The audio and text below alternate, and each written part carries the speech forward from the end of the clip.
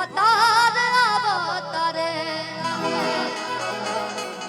नया नया बाली हो और नया लगौल उठलाली हो अरे का बात बताओ भौजी हमारा से तुहारी हो हमर प्यार अवतारे हमर सरकार अवतारे हमर प्यार अवतारे हमर सरकार अवतारे एही से सज धज के बानी विदेश से भतार अवतारे ई गाना हम गा के भुला गल बैंकॉक में हमने के गले जब शो करे हो जाई गाना लोग फरमाइश कई कि ये गाना हमने केकर गाना बाजे लागल हमने के शो होता गाना दूसरा के बजता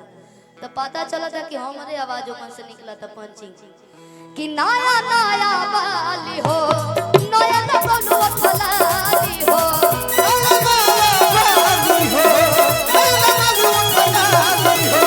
का बात बताओ भौजी हमारा से तुहारी हो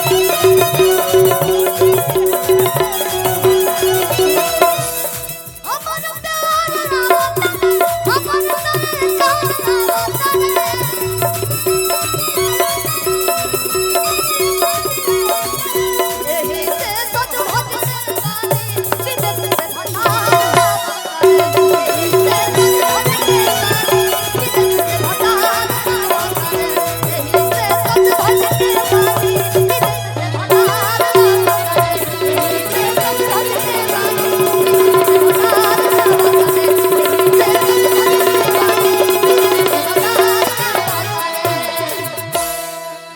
गाना यही खातिर गावल गइल हो टैग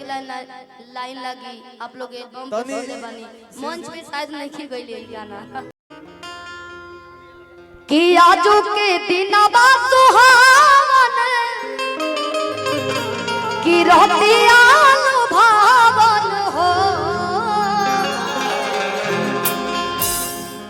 आ दीदी की तरफ से ढेर सारा आशीर्वाद केहू 500 से हेलल नहीं खे आ भाई देखा मेलावत एकदम आशीर्वाद बा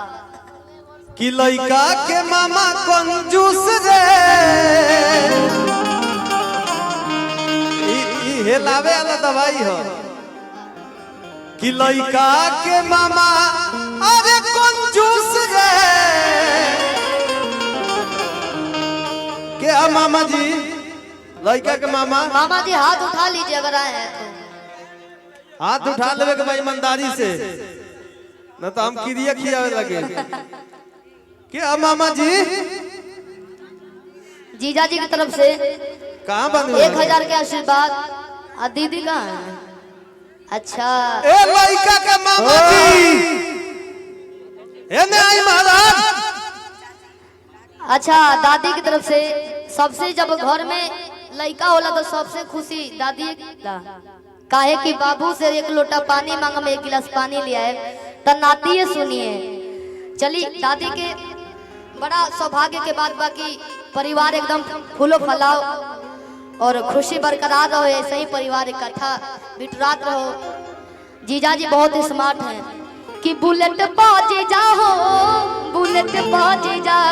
ए जीजा कि ले चले घुमावे बुलेट बाजे जा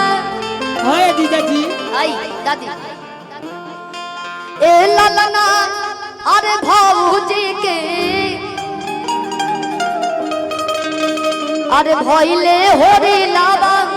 अगनवा उठे सोहर कि आजू के दिनवा